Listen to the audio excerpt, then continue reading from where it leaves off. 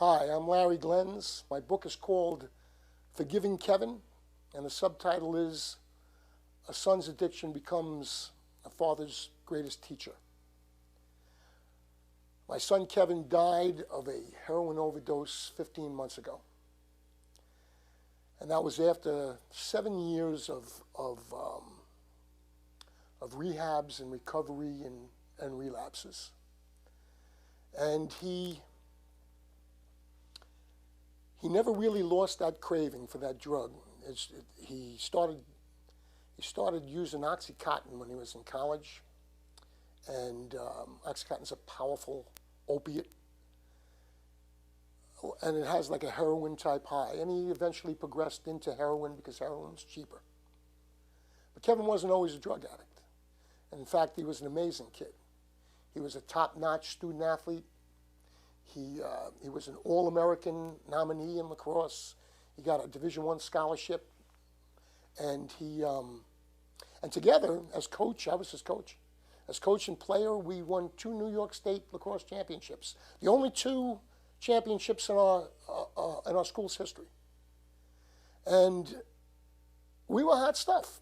We, in our community, we received a lot of accolades, and everything seemed perfect. But it wasn't. There was a nightmare in the making. Kevin was actually addicted to marijuana before he left high school, but that was unrecognized by us. And when he went to college, he became an opiate addict, starting with OxyContin, progressing into heroin. And although we went to a lot of rehabs and gave it a lot of efforts, he never really believed that he could turn to his higher power. I say he was stuck on step 2. Came to believe that a power greater than yourself could restore you to sanity. Kevin didn't believe in a higher power that could restore him to sanity.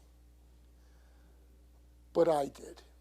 I followed a spiritual path called the Course in Miracles, which teaches you that you can turn to your higher power, you can turn to an inner voice, the part of you that is connected to your Creator, for advice and for wisdom.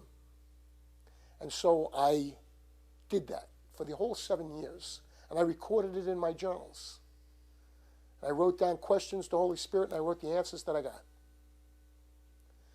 And there were 2 theories, really, that the people in drug rehabilitation taught me.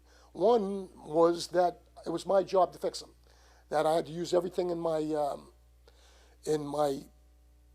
lexicon to fix them. That didn't work. The other theory came from Al-Anon, which is the 12-step program for the families of the drug addicts or alcoholics. And that theory says that you have to let go and let God, that you can't control them, and you didn't cause it, you can't control them, and you can't cure them. That he has to do this himself, and that you have to take care of yourself and just love him and try to support him in any way you can, but that you can't fix him.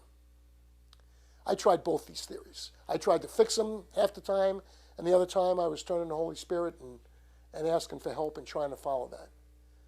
I didn't do as well following the Holy Spirit's help, but I tried. But I did learn that I couldn't teach Kevin about a higher power. And A Course in Miracles teaches me that you can only teach through demonstration. You don't teach through words, you teach through demonstration. And I had to be a demonstration of forgiveness. I had to be a demonstration of non-judgment. And a lot of times I wasn't. A lot of times I was a demonstration of fear. I was a demonstration of being so afraid that he was going to die or go to jail or whatever, that I used anything to try to stop him. I used shame, I used guilt, I used everything that I had to try to stop him. I was warned against that by my higher power, by Holy Spirit. And it didn't work anyway. It only made me miserable, it made Kevin miserable, and everybody around us. So now my book here, Forgiving Kevin, is my effort in teaching by demonstration, to teach forgiveness, to teach that only love matters. This book was written to help somebody who loves an addict and somebody who believes that there's a spiritual solution to a problem. And I hope it helps you. Thank you.